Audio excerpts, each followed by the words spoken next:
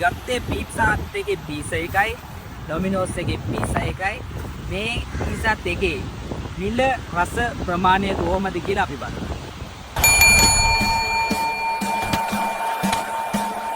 මුලින්ම අපි බලමු පීසා හට් එකෙන් ගත්ත පීසා එක. මේක තමයි පීසා එක. පීසා හට් එකේ තියෙන අඩුම පීසා එක තමයි අපි ගත්තේ.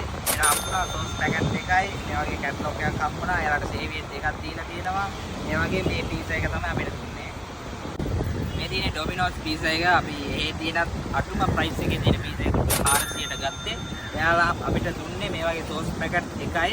එයාලගේ මසාලා රෙසිපි දෙකකුත් දීලා තියෙන පැකට් එකක්. අපි බලමු මේ දෙකේම price wise, taste wise, quantity wise කොහමද කියලා.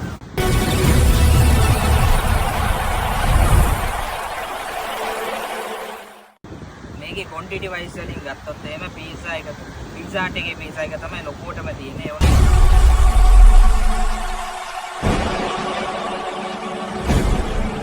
වුණේ මෙයාලගේ ප්‍රයිස් කම්පෙයාරින් බැලුවොත් එහෙම මේකටයි ඩබල් වෙනවා. අපි බලමු මේ දෙකේ රස කොහොමද. දැන් අපි බලමු මේ දෙකේ රහ අපි චෙක් කරලා බලමු කොහොමද කියලා.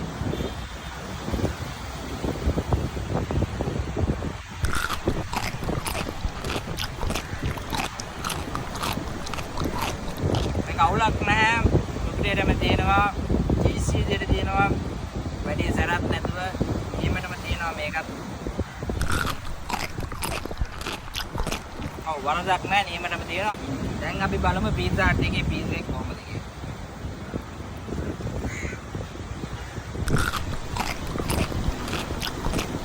පීසා හට් එකේ පීසා එක නම් ඇත්තටම මට වැදුන විදිහට නියමටම තියෙනවා. සුපිරියටම තියෙන අයිටම් එකක් තමයි. ඒකේ ලුණු රහ යාලගේ රෙසිපි ටික දාලා ක්වොලිටියටම හදලා තියෙනවා.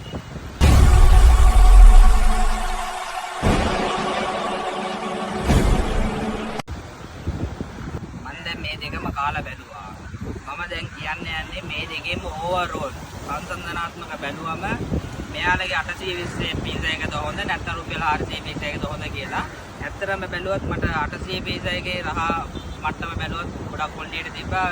මෙයාලගේ බජට් එකත් එක්ක මේකත් මෙයාලගේ හොඳ ක්වොලිටි එකටම හදලා තියෙන්නේ.